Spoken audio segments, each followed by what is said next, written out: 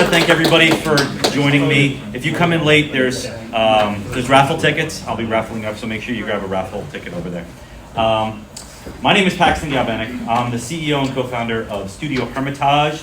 We are fancy with the name instead of Hermitage. We like to give it that like fanciness, the elegancy of calling Hermitage. But we are a smaller transmedia and game development company.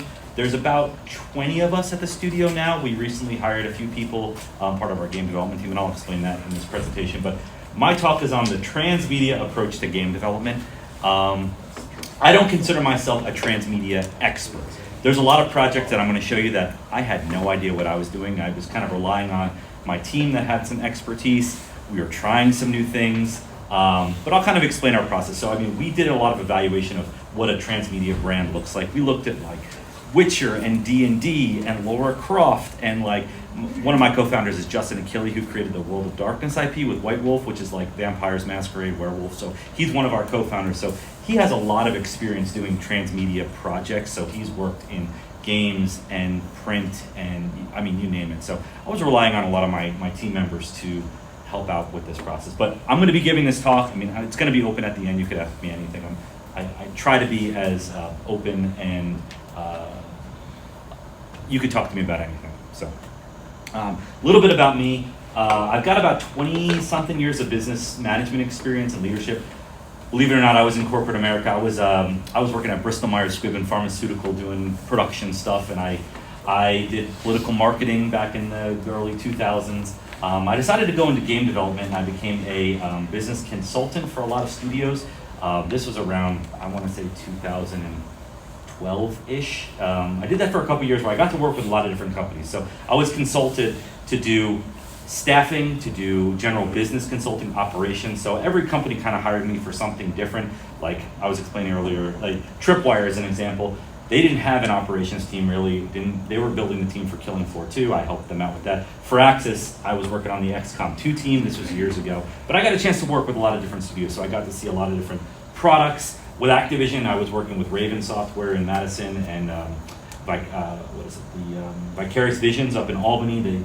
They needed help building their teams, and so I did that for a couple of years. After that, I joined Funcom. I was a general manager for years. I got to work with some amazing people like Jeff back there worked with me at Funcom. He was in charge of our live games. He was a producer for live games at Funcom for years. Now we get a chance to work together at Amplifier and Embracer. He's part of that organization with me. So, but I was at Funcom for 5 years where I got to build the North Carolina studio. I think when I joined, we had about 200 employees with 2 studio locations. By the time I left, we had about 500 employees with 5 locations, so I helped grow the team. I worked on some cool projects. And then about 2 years ago, I had an opportunity to form Studio Hermitage. I knew somebody that was looking to form studios and give investment money, so I said, yeah, I'll jump ship and traded my 10-cent shares for Embracer. So I'm part of the Embracer group, which is like a weird thing. I know there's a lot of negative news about Embracer and what they did to some studios, but I've been pretty safe with that because we're a much smaller studio and it's just different. Like they came to me, they wanted companies to make, IPs, so I'm part of the Embracer group now, part of a group called the Amplifier group. So, but that's what I'm doing now. So next slide would be, so what is transmedia? To its core, it's different stories told across different mediums in a shared narrative world. Like I said, we looked into a lot of different IPs, and you'll see some artwork from our IP. This is all stuff that we created, and I'll kind of explain our process of what we did at Studio Hermitage with Our Brilliant Ruin. We went into it thinking, okay, we need to start somewhere. We pitched 3 IPs to our investors. One of them was a huge multi-world IP. One of them was a little bit smaller, and then this one had a better scope. We're talking about the size of a state. The world is kind of closed in on itself, and the scope was a lot smaller. So we decided to go with a smaller scoped IP, which is Our Brilliant Ruin. So we wanted to tell different stories through that shared narrative world. So why transmedia? So with transmedia, there's a lot of changes with the audience, what people are hungry for at any time. Sometimes people may be into TTRPGs. Sometimes they want to watch streaming services on Netflix and Amazon Prime. Some people are into comic books. So we decided, with a transmedia approach, we were going to try to gather as many people as possible, which is this multiple points of ingress. And I'll show you a transmedia wheel in another slide, but how can we bring people into our IP and get them hungry for what we're doing is ultimately what we decided to do with this. And finding the right people is really important, and I'll explain that in another slide also. But getting people that have different skill sets that are partnered with you that can help you along the way nobody can do it all by themselves. I can't do it by myself. That's why I had to have good partners. But we realized that the audience's time is limited. So everybody is fighting for audience's time. I mean, you go to any convention, there's so much noise everywhere. How do you fight through that noise and get what you're working on noticed? So that's important with transmedia, because you might be able to pull somebody that's interested in comic books or interested in whatever audio dramas. Then all of a sudden now they love what you're doing and they want to buy games and they want to download this, and they all of a sudden become champions for what you're doing. This is important, provides a player's journey beyond the game. So we want people to tell their own stories within our world. We didn't want just a linear game from point A to point B. We want stories to be told through whatever medium we put out there. So that's a big part of what we've created with this transmedia approach. We didn't want it limited. Lots of stories. It's like we created an infinite story machine where it's this a sandbox for people just to create their own stories. That's the idea of this. If you give somebody a story from point A to point B, it's limited. So if we give you the world, you tell your own stories. That was the intention. So we actually spent 6 months creating this world with a small team of people. We've created the brand. We wanted the brand to be authentic. We wanted it to be unique. We decided to go Downton Abbey meets Game of Thrones at the end of the world is ultimately what we called it as a joke. But we also wanted the additional revenue streams with these multiple points of ingress. So we wanted it to be something where if we created a product, we can start making money and monetizing it. All along, at the core, we are an IP company and a video game development company. The core of my team, with the 20 people that I have at the studio, most people are working on our video game or are part of the brand team working on the IP. But all along the way, these products that we're releasing are gaining revenue for us. So it's offsetting the cost of the video game development. So while a game may cost a couple $1 million, it's going to be a lot less because we're offsetting that cost with some of our products. So that obviously is the monetizing from nose to tail. From the very get-go, we said, how can we make money off the things that we are creating?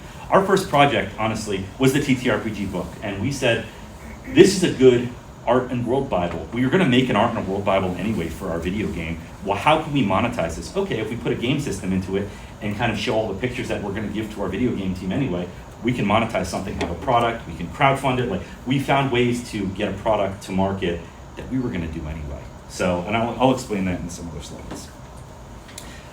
First off, my journey at Funcom, and Jeff was part of the Age of Conan for years. He helped do that, but I was part of Funcom for 5 years. I was part of it when we released Conan Exiles, we did Conan Unconquered, we did Conan Chop Chop, we had products. I was actually part of it with the purchase of Heroic Signatures, which is the company that owns Conan, that owns Cull the Conqueror, all these IPs. So working with Dark Horse on a comic book series, I'm working with Dark Horse on a comic book series also, but I got some ideas from my 5+ years at Funcom as a general manager. So these are some things that I was part of, that I was exposed to during my time there.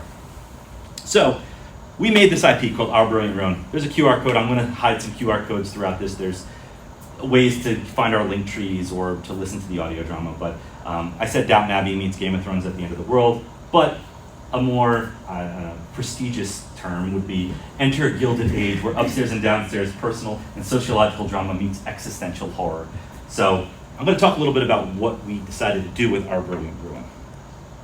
Here's some art, so you can see some of the cool art that we decided to create. Believe it or not, some of this was done in Unreal that we painted over, like this is now in Unreal, that's going to be something in a game possibly. So, but we wanted a horror aspect. If you know anything about the world of darkness, Vampires Masquerade, any of that stuff, you could start seeing, okay, they may have some vampires, they've got some creatures, werewolfy things, okay. That comes from the team of people that helped create Our Brilliant Ruin that worked on some of that. So my team was over at Red Storm, they were at CCP, they were at High Res. I mean, a lot of my team members brought a lot of experience to the table. So we spent 6 months of time early on saying, let's make this world, let's make this container area for stories. I hired an army of concept artists to help create this with me. So I have a full-time concept artist that was out on Wizards of the Coast. He worked on Magic. So you can see some of this stuff may feel like Magic the Gathering, but yeah, he's now my full-time senior concept artist. He started to do some of this stuff, but I got to hire some really cool concept artists freelance. Locally, I picked up like people that worked at Wake Tech. I was finding people there that some of the professors there were helping work on this stuff. Ryan Grady, there was a couple of them that helped me build this world. But we spent 6 months creating this container area for stories. This is some of our key art. We wanted some horror aspects. We wanted some social aspects. Like this is the town of Old Grandhurst that got taken over, and now there's New Grandhurst. Like we have stories behind all this that is part of our confluence, which turned out to be our art and world Bible. So this is that wheel that I was talking about. This is the Transmedia wheel. So when we formed our company, we said at the core, we're a video game development company. We're funded by Embracer and Amplifier. They want us to make video games. That's at the core of it. But the IP is also equally important because with the IP, we can then do other things with it. So we wanted to have these multiple stories across multiple mediums. These are just some of the mediums that we said, these are within our reach. There's ways that we could easily find people in the board game world, or that we could find comics, like being part of Embracer. Dark Horse is owned by Embracer. We might be able to get a connection there. So we kind of looked at our situation, looked at the people that we had within our team, and we built this wheel. And then we said, okay, with this wheel, what are the easily obtainable projects for us? So we said, we're going to be making the video game no matter what, but the TTRPG is an easy win for us because that's something that we can crowdfund. That is something where we're doing an art and world Bible anyway. So let's design some mechanics, make this a robust product, and have it. And that's what you see back there. I'm going to be giving away a whole bunch of them. That was project number one. So as we were doing that, we talked to Dark Horse and we said, listen, we have this IP, take a look at it, look at our art and world Bible. They said, okay, this is pretty amazing, and I'll show some of the examples of that. So we signed a contract with Dark Horse to do a custom product. It's not like they license, they didn't purchase license. It's not a license agreement, but it is a custom product, which I'll explain. And then this other linear media, we were gonna stick with those three to begin with, but we decided that we talked to some of our team members, and I hired a writer, designer named Rachel J. Wilkinson. And Rachel worked on TTRPGs, but she also did audio dramas. And I know nothing about audio dramas. Like, I'll be honest, like I owned a marketing and advertising firm. I was part of Funcom. Like I've done all these companies, but I've never done these old school audio dramas, like what you'd hear on the radio or podcasts. So she's done a bunch of them for World of Darkness. So we said, how can we tap into that? And we realized that we could do it pretty inexpensively. A couple $1,000s. It's not a couple $1 million like it is to make a video game, let's say, for a 20, 30 person team. So easy win for us to pull that one out. So we said, okay, we were in talks with Asmodee about doing board games because they're part of the Embracer group. So we were able to find these connections through the company that we were part of. But I'll explain later that you can utilize the resources that are at your fingers to try to get some of these projects off the ground. So, time and resources. I explained the World Bible, but a lot of people, budgets, I would say budget's number one. What kind of budget are you working with? Do you have no money? Do you have some money? Is it a bunch of people volunteering their time that have some experience? I mean, what kind of budget do you have? Where can you find funding? Funding is more difficult to find nowadays. I will definitely say that. The industry has been hit pretty hard all over the place. But you have to look at what kind of budget you have. And we looked at our budget, and we don't spend a lot of money, comparative to a lot of studios. We try to keep our costs down. Like, we're a remote-only studio. I said I don't want to have a studio location when most of it's, most companies are having a problem with back to office. And I said, let's just be a remote studio. Let's pick up people, the best people that we possibly can from all over. So I have people in Georgia and Texas and Maryland and Pennsylvania. So didn't matter to me. I cared more about the person, what they brought to the table, and I wanted to keep my overhead down. So that's why I kind of chose that. But this is super important, is the partners, the team, the employees that you have with your group. We've specifically chose employees and partners that brought multiple things to the table.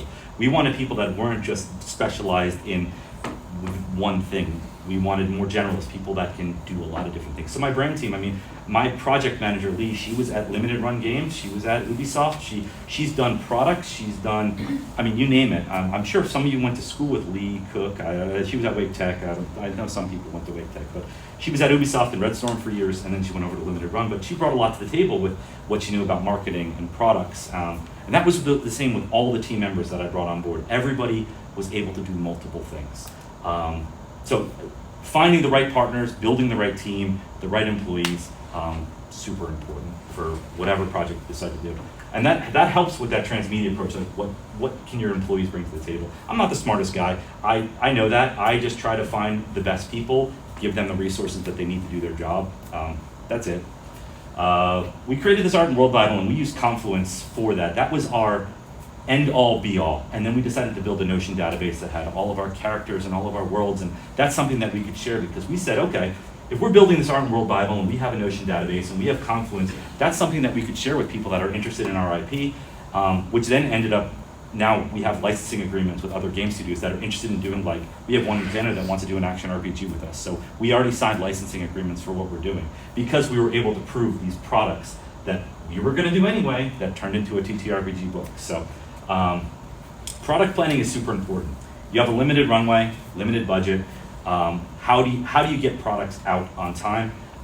We have a normal cadence of delivery with our products where we wanted to release something every quarter. That was our game plan. Like, how could we put something out to keep the hungry audience fed every quarter? Is it an audio drama? Is it a supplement to our TTRPG? Is it a comic book? Is it the demo to our video game? Like, all these things is that regular cadence of delivery. So when you have transmedia, you're keeping the audience hungry, active. That was our intention. So quarterly, we are releasing things. Crowdfunding. I don't know if has anybody here done any type of crowdfunding, Kickstarters, anything like that? I've never done that before, and it was an experience, and it's cool because we thought, okay, if we crowdfund something, it's going to pay for some of itself, and we're going to use it as a marketing tool. We didn't have to crowdfund on Kickstarter. We had our funding lined up, but it allowed us to bring in, I think we got like $50,000 for our game. So we're like, okay, we got $50,000. It offset the cost of print production and marketing. So we're like, that's great. But now we have this database of people that are interested in our product. So we use something called BackerKit also, which helped with marketing. But is crowdfunding an option for you to start things off? Maybe. It was a lot of work, but there's definitely a benefit to crowdfunding something. So. The creation of our world. Again, I said this before, we wanted to create the infinite story generator with this transmedia approach, like creating your own stories, having your own identity. We have all these factions in our world. We have aristocrats and people that do things and these unbonded people and different families within that, but we wanted to create different groups of people that you could identify with. You might want to be a militant person and be part of the Bellavine family, or you might want to be unbonded and just disrupt the entire world. We wanted to create these factions to give people the ability to kind of identify with whatever they felt comfortable with. So that was the intention of Our Brilliant Ruin. Again, Downton Abbey with monsters, with that Edwardian influence. It's set in the late 1800s, early 1900s. This was pretty cool. This last point here is that the artists and other creatives helped build the world. Over the years, I've dealt with a lot of creative directors and lead designers that have a vision for what they're doing. And that vision can be their way or the highway. It's like, okay, you listen to me, I'm putting it down here, I'm not listening to anybody else. I've dealt with a lot of creative directors like that. Our creative director, Justin, was open to any ideas from any of our team members. He honestly you'll see characters in our world that were created by our concept artist, that was created by our project manager. I mean, there's one guy, this guy, him, his name's Edward G. Vanek. My middle name's Edward. My last name's Galvanek. I created that character. He's the monster hunter. Like, all of my team members were able to build characters in the world, and they've hidden names in it. My son, Kaysen, built this character, Kaysen von Ward. He's the guy with the sword. You'll see in some artwork that lost the arm. He has a whole backstory. We were taking any information from anybody that was created, and Justin was open to it, which was really cool. So every one of our concept artists, I think we had 15 of them working for 6 months on this. They all had their own backstories. Like, oh, I created this cool character. This is their backstory. We took that and we put it into we just ate up everything and built it into the world. And we kind of made it fit. But we were open to people's creativity and the artist's creativity, and we used it. It's very difficult to do everything yourself. And if you could tell us anything to do transmedia, you have to rely on other people for things. You have to be able to find people and use them for their creativity, their art, their ideas, their experiences. So when we created our TTRPG, again, we wanted that regular cadence. We wanted everything coming out. Let's line up books and games and comics. And the idea of it is that it's always now. We didn't want things to be, oh, is this canon? Is this not canon? It's always right now. You can tell whatever story you want, it's happening right now in the world. And that could be different from somebody else's story. So the idea is that most of the media that we put out there is this tell your own story. That's going to be the TTRPG. Even our video game, it's going to be tell your own story, not linear. But we also wanted a couple linear things, like our comic books are a very linear story, and which has helped us because we're talking to like some streaming services right now, which is pretty cool, and they can see, okay, you've got some famous actors in your audio drama. Okay, you did a linear story here. But again, we wanted to focus on our IP being it's always now. And then we front-loaded our development. Honestly, you hand our TTRPG book off to my programmers, my designers, my artists are like, oh my gosh, I have things to work with. I could just hit the ground running. You gave me characters, you gave me backstories, you gave me this world, you gave me blueprints for buildings that I can use. Awesome, like I'm ready to go. So it was really important to front load the development. So first product was our TTRPG. This is a link to Drive-Thru RPG. We have the free PDF of this. If you want to download it, if you're into TTRPGs, you can get it for free on Drive-Thru RPG. But the idea of this was it was easy to crowdfund. Easy in quotes. It took some time, but we got money. We got people interested in it. Players told their own stories. It was our Art and World Bible. We honestly decided to give this PDF away for free because we wanted that low barrier to entry. We wanted anybody to be able to be like, I want to look into your world. Because we knew ultimately if people were going to be downloading the PDF, they might want to listen to the audio drama. And then in 2 years, they're probably going to want to download our game, and they're probably going to want to play our game. We just wanted a hungry audience of people. I'll be honest, I go to Sweden like every 6 months, and Jeff and I were just talking about it. We have to go to Sweden in December. I sat in the room with about 20 other CEOs. The CEOs from like Valheim and Satisfactory and Goat Simulator and the crazy CEOs that are like, okay, these people have made cool games. And all of them were like, we have a really hard time having an audience that's hungry for our products. And you wouldn't imagine that, but all of them said, we're introverted developers. How do we get people interested in our product? How do we, they didn't know. And I came with the approach of Transmedia, start priming that community, start getting people excited about it so that by the time you're ready to deliver the game, you have people that are like, yes, give it to me. I want the video game that you're creating. So with this TTRPG, we had some design iterations. We built a game mechanic in there where it's a dice pool system, like a D6 dice pool system, and we based it on skills and personality. But then we were able to use that system and bring a little bit of into the game the video game that we're making. So building those systems early on is kind of helping out with the game.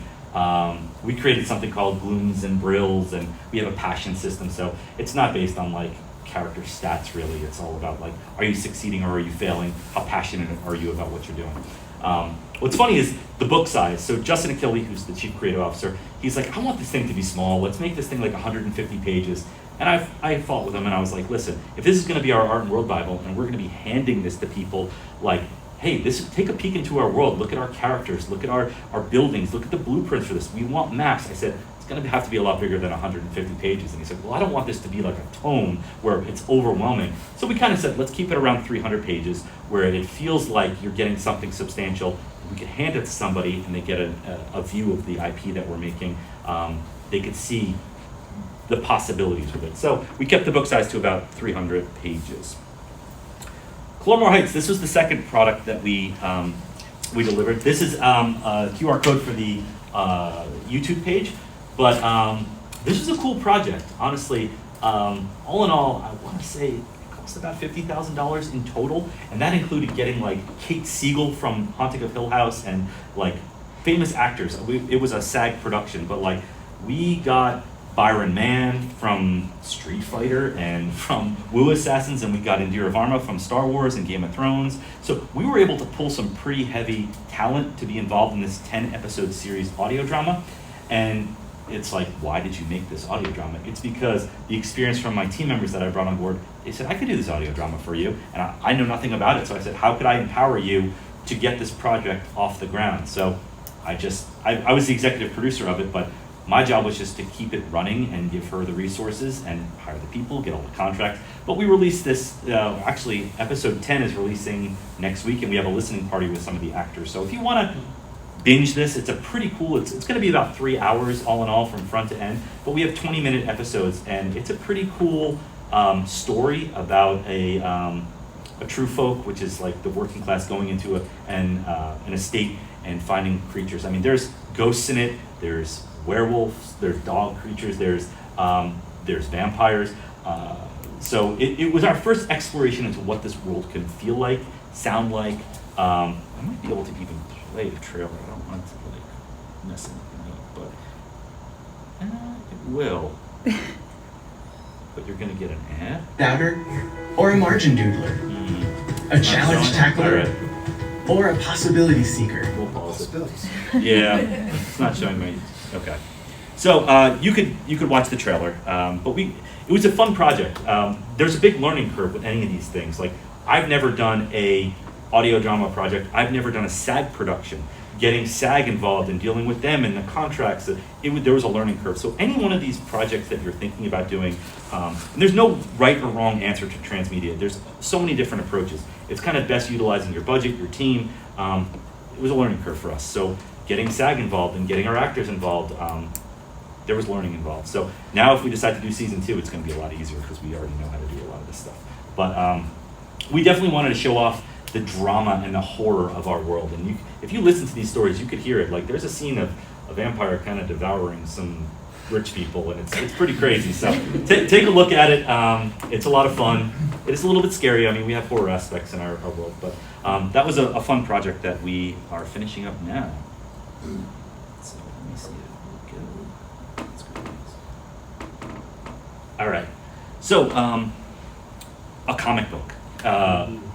A lot of fun. I mean, we were dealing with Dark Horse Comics. This is actually the cover to our first comic book. Not a lot of people have seen this. I think we're announcing it with Dark Horse tomorrow, the people involved, but we got people like Cullen Bunn, who's done some, he's done some amazing, you could look up some of the people. Chris Minton, there's some pretty famous comic book people that were involved in this. The team that did Hellboy was working on this with us.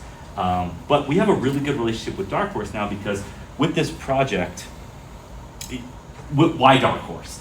They were part of the Embracer group. I approached them and said, we're part of the same family. But they said, well, we've never heard of your IP. What is this thing you're calling our brilliant ruin? We've never heard of this. So we had to forego the licensing agreement portion, which is what they typically do with known IPs. And we have something called a custom product, which means that we're putting money out of our pocket to make this comic book series, but then they're also putting out equal amounts of money, and they're doing the solicitation and the fulfillment and all that kind of stuff. So it's kind of like this shared responsibility, shared budget. They have some risk, we have some risk, as opposed to, okay, we'll license Hellboy or Mass Effect or whatever they're doing over there. So we have this arrangement with them where we're going to do a comic book series. We're going to do 3 comic books, and then at the end of it, we're going to do this graphic novel compilation that's all 3 of them together, hardcover. This is just another product that we wanted to have with our bundle of transmedia things that we could hand to somebody and say, oh, you're interested in our IP, you want to do something with us? Here's a TTRPG, here's a comic book, check out the audio drama. All of a sudden you have this stack of products that you could hand to somebody and get some licensing agreements or future projects. Our intention was to have as many products available, easy wins like this, in the can, so that we could kind of hand it off. But again, this is a linear story, so it's easy to visualize. This is almost like if you've ever done anything with TV or film, it's a storyboard. You could send this to a TV director or producer and say, you want a storyboard for your next upcoming streaming service? Like, check this out. So we actually are partnered with Dark Horse, and we are kind of shopping around to Netflix and Amazon Prime, like, hey, is this something you're interested in? Because their producer at Dark Horse is like, we saw your TTRPG book, because I obviously sent them to everybody I possibly could. I said, take a look at this. And then like, oh, you're doing the comic with us. Let's take a look at that. They're like, this is amazing. So they're going to start shopping around to some of the streaming services and seeing if they want to do a streaming service, because we all know Arcane is freaking amazing. And, Witcher, there's a lot of really cool stories out there that came from video games and from cool IPs. I want to be one of them. So we're going to be shopping that around with Dark Horse, but we have a really good relationship with them. I talk to them almost every day, and it was just, honestly, it was just in an initial email like, hey, are you interested in what we're doing? We're part of the same family, kind of. They're actually not anymore, because Embracer got split up into 3 companies, and there's Middle Earth Company, there's Asmodee, and then there's Coffee Stain and Friends. But so we're not part of the same, kind of are, but it's changing. But we have a good relationship with them. Hopefully someday we will move from custom products to licensing, where I don't have to put money out of my pockets and they just pay me. But they'll collect all the money. They do all the solicitation of hobby shops. They do all the digital stuff. So, how are we on time? Okay. You're good. I got like 10 minutes. Okay, we're good. So we're coming to the end. So what's the future of Arbery and Rowan? We're open to any projects. Like I said, a normal cadence of delivery with products. We want to support our TTRPG. We have some Whisper content coming out. Some people in this room that actually helped with the Whisper. Where is she at? She got that helped us. I think she's in the bathroom. I see your jacket right there. So helped us create new content, and you'll see little booklets back there. We call them the Whisper. It's like little supplements, little stories. We actually hired a Raleigh-based chef to create food and drink recipes for us, and they're in the book. Like, we did so many cool, fun things with it, but we're going to continue to release these supplements. You're going to see us at PAX Unplugged. We're at Gen Con, just kind of supporting our TTRPG. We have a video game in development. We have Project Amphora, it's called. We have about 20 people now. We're probably going to be hiring more early next year, including some juniors for that. So take my card, talk to me. Yeah, it's an Unreal Engine game, that's all I'm going to say. I'm not really going to talk much about it. But a lot of the people that worked on it worked at Red Storm. Well, I've hired a lot of people from Red Storm recently. Red Storm FunCom locally. I think out of the 20 of us, 12 or 13 are here in the Raleigh area. So they all worked, at Epic or Red Storm or FunCom with me. So yeah, so we are currently in development here. We don't have a date on that just yet, but we are making a video game. Merchandising. We are doing merchandising. I think it's called Sell-Fi, a print-on-demand service where we're going to have shirts with the factions and a lot of cool stuff that's going to be coming out really soon. Claremore Heights Season 2 is a possibility. Like I said, we learned a lot doing the first one with SAG and all these other things. So again, if you get in with these projects, you're going to learn a lot early on, and then later projects should be a little bit easier. So. Something else we created was a community license agreement, which is anytime you're doing a transmedia, like, try to get your community involved as fast as possible, as early as possible. So we actually created this Dramark Dispatch, which is the ability for the community to make their own stuff and sell it on Drive-Thru-RPG, and they can take money. Like, it's a way for them to make money. So we already have people that are making stories, creating worlds. They're going to be uploading it to Drive-Thru-RPG, but we have this licensing agreement on our website. That was one of the first things we want to do. If we create this, get the community making things, get them talking about it, get them excited about it. So we have these up on our website now. And if you want to make fan stuff, that's under a different license agreement, but there is that merchant's license agreement that's pretty open. We have product licensing opportunities. Like I said, there's a studio in Canada that wanted to possibly license our IP. They liked what we were doing. They said, we've got an action RPG, we might want to skin it with your IP. Let's start talking about how that works. So we signed an initial agreement with them because we were able to show them the TTRPG, the stuff, the audio drama. We were able to show them some cool stuff, and they're like, this is pretty cool. And I'm a little bit lower with my licensing rates as opposed to some big IPs that can kind of push people around. So I'm willing to kind of take less of a percentage because it's a new IP. Community and growth. Getting on Discord, having a Discord and focusing on socials, that was one thing we wanted up and running as fast as possible because we knew the community was going to be driving our IP. Getting people, we're on every social. I mean, even X, which is weird now, but we're on Blue Sky. Like, I think that's a new cool one, and we have YouTube, and we're on all of them. So, but we try to engage with everybody. We have our own Discord. We hold events on Discord. So that's something that's really important with this transmedia approach, is getting your community involved. And then what kind of revenue streams are you talking about? Like, for us, it was crowdfunding, offset the cost of things, plus it got some people excited about it. Online ads, we're doing that with our audio drama. With YouTube, you can get money for the ads that are shown. So we can start offsetting the cost of the stuff because we have platforms like Audible and YouTube that are running ads. Physical products, we're selling the book. You go on Amazon right now, you could buy our dice, our Whisper, our TTRPG. It's all available right now. And then digital purchases through Drive-Thru-RPG. We're going to keep uploading map packs and all these things that people can buy as digital products. So multiple streams of revenue to kind of stabilize the company. It's tough when you have one product, like a game, that's going to be delivered in a year or two, and you're relying on that one revenue stream. So for us, we're like, how can we diversify multiple revenue streams, bringing in more money? All of a sudden, to investors, like, oh, you're already bringing in some money. This is great. Like, okay, we're a lot safer than some other studios. So, key takeaways: leverage the skill sets of your team. For me especially, because I'm an operations strategy guy. Like, I empower my team the best that I can. So I leverage their skills. I empower them. I want them to do what they love doing. I find people with multiple skills, and that's super important. Finding those engaged partners like Dark Horse. For us, they were like a super engaged partner. I reached out to Asmodee. I had multiple conversations with them. They were not an engaged partner because they said, we're 18 months out from being able to sign anything new. We have Star Wars stuff going on. They have a Star Wars game. They have a lot of stuff going on. So for us, that wasn't an easy win for us. We tried. It didn't work. We were looking for the easy wins. What could we release quickly? What can fit into our cadence of delivery on products? We look for those easy wins. I would suggest that people do that if you're interested in Transmedia. Monetizing the entire way through the entire process. It's going to take us 2+ years to make this video game. How do we monetize to offset the cost of the game development? And then again, I said it before, but priming and growing your community and your customer. Your community is your customer base, but priming them, getting them excited, getting those first adopters that are passionate about what you're doing, that want to tell their own stories, that want to tell their friends.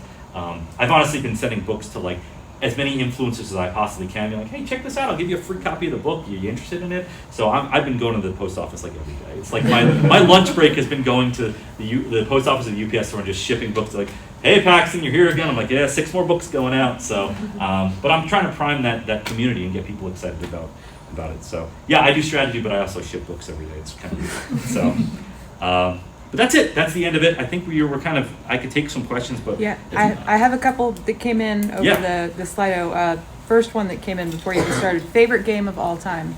Okay.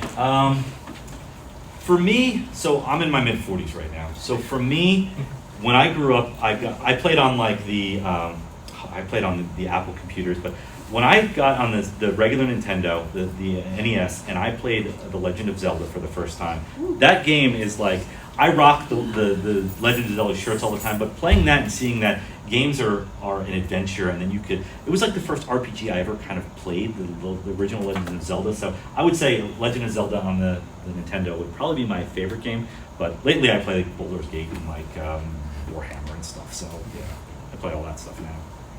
All right, so our next is, can you talk about marketing a transmedia IP like Our Brilliant Ruin? Is it a challenge with different mediums? Are there stronger channels for certain mediums? Oh, 100%. So one of my team is split into 2 groups. I have a brand team and a game development team. My brand team is about 8 of us on that. I have a marketing manager and I have a community manager right now on my team. They are very, very, very busy. They every day it's like, okay, we have to do not only Studio Hermitage stuff, talking about new hires and new people that they've brought on board and what's happening with the company, but Our Brilliant Ruin, okay, if we have an audio drama, very different audience from the video game, very different audience from the TTRPG, so it's a lot of time trying to figure out which audience is on what platform, what people want to hear.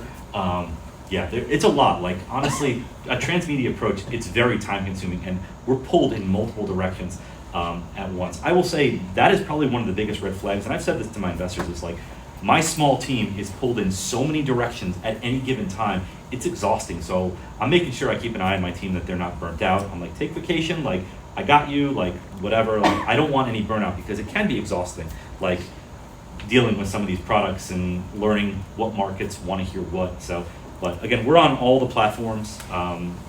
It's hard to just, I originally were like, let's just pick 1 or 2 platforms. I'm like, well, that's hard because what if those platforms don't work? Like, what if people aren't listening to us on this? So we try to diversify and go to all the platforms. We're trying ads on Facebook and on Google, on Reddit. Like, we're doing a bunch of different things. So there's certain things that work for certain products. That leads very well into the next question, which you already started to answer a little bit. Can you talk more about the community building, specifically any awesome engagement from your users, and which platforms do well for which specific mediums? Sure. I think having Discord has been really good for us because it allows us to really build relationships with people. The people that come into our Discord, they were backers of our TTRPG. There were people that fell in love with the audio drama. They were friends, they were family, they were people that worked with us. So in Discord, we're able to build relationships with people and foster their excitement. If we hear that somebody's excited about something, we'll talk to them about it. We'll give them the tools to then tell their own stories. So Discord has been huge for us. Blue Sky's been great lately for us. I mean, honestly, I see a lot of people jumping over to Blue Sky. It's been pretty cool for us. I think we have more more followers on Blue Sky than we do on X right now, which is crazy. But it's cool. Like I'm excited to be part of something new with that. Yeah, so there's definitely different mediums for like YouTube's been really popular for the streaming and the audio drama. That's where we've seen the biggest jump of people that are wanting to hear that. So YouTube for audio stuff. The TTRPG is kind of all over the place. We find people from Facebook. I mean, it depends on the age range too. Like there's an older audience on Facebook, so it's like if you want to tap into that are interested in traditional TTRPGs, you'll probably find them on Facebook. You might not find them on Blue Sky. Like it varies. We're kind of testing the water. Okay. I was looking to ask that question. Yeah. How long does it take for that to surface, like on YouTube or? For what to surface? So like, say for instance, you're doing more TTRPG on YouTube. Like, how long do you give to like watch like the metrics and then see how that does? Like, yeah. Yeah. So my marketing manager, he is kind of we realized that it would take us a couple months to kind of create everything, and we're kind of giving it some leniency, being like, okay, we know there's not a big push, there's not a lot of people talking about it on this platform or that platform, but we're still willing to put some resources. We kind of post to everything, and we're trying to see what sticks and what's not. I would say we've only been doing this for a year now with the Transmedia, because it took us a year to create the IP, then to work on the TTRPG. We didn't want to release anything until that. So it's been about a year that we've done this, that we've released the book, the audio drama. The comics are coming out in like maybe 2 or 3 months. So yeah, so to answer your question, I can't answer your question because it's been a year and we're trying everything still. So yeah. Thanks. So the next one, what types of transmedia can indie game developers consider, knowing they might be on a shoestring budget? Yeah, so that's tough. I mean, I don't know what a shoestring budget looks like. I would say crowdfunding is a really easy thing to do. If you want to crowdfund a board game or even a TTRPG, I mean, you can make money doing that, and then you'll have a product that's on the market. You'll get paid for it too. But you have to do a lot of marketing. You have to be genuine with that material. You can't come across as super salesy. It depends on your team and your skill set. There's no right or wrong answer there. Like if you have a focus and a skill set in one area, try to leverage that. Like I was not planning on doing an audio drama. Like I said, I knew nothing about it, but somebody from my team said, I could do this for you. This could be a cool project. And it's been one of the great ones. The fact that I had, like I said, Kate Siegel, her husband, I don't know if you know who her husband is, but it's Mike Flanagan, who's a director, heard what we were doing, and I'm like, okay, if we can get Mike involved in what we're doing, like, hell yeah, like, if we can get a Netflix movie or something from him. So the fact that this one project, which didn't cost a lot of money, it was comparative to a video game with 20, 30 people, the fact that we possibly can get a amazing director on board because I was able to show his wife and everything what we were doing we were leveraging something that was nothing. We had nothing to begin with, and we just took that person's skill set, made this cool thing. I mean, Rachel did her first audio drama with no budget and just did things through Patreon and just put together something called Port Saga, which is Vampires the Masquerade. So she did that all with no money, and she took the learnings from that and did my Clonmore Heights. So there's things that you can do through Patreon and stuff like that to get a product out there. So how do you prioritize projects with so many potential avenues and a relatively small team? Yeah, so leveraging the skill sets of your team, like that's first and foremost. We're not gonna try something new if somebody from my team doesn't know how to do something. We're not gonna be like, oh, let's dive into whatever, because we don't know what we're doing here. But at least I have one person from my team that's not like Danny, my marketing manager, has done Kickstarters before, so I was able to leverage his experience there. Rachel was able to do audio dramas. Justin created a TTRPG book for my team. So I have people on my team that have done these products. So I kind of looked at the budget first and foremost. How much money do I have for the next year, 2 years, 3 years? What can I slot in to give me that cadence of delivery on products? What makes sense? What doesn't overextend my team? We kind of look at like how long it would take to do something. Like if we decide to do season 2 of Clonmore Heights, we know, okay, it's going to take like 2 or 3 months to write it, to get some actors. It's going to take a month. We're going to have to record it. We kind of know how long it's going to take and how many people are going to be put on that one project. Which all of us work on our video game. Like out of the 19, 20 people, we are all on the video game project, but our time is split between multiple. Like the 7 or 8 of us are split between these couple projects. So.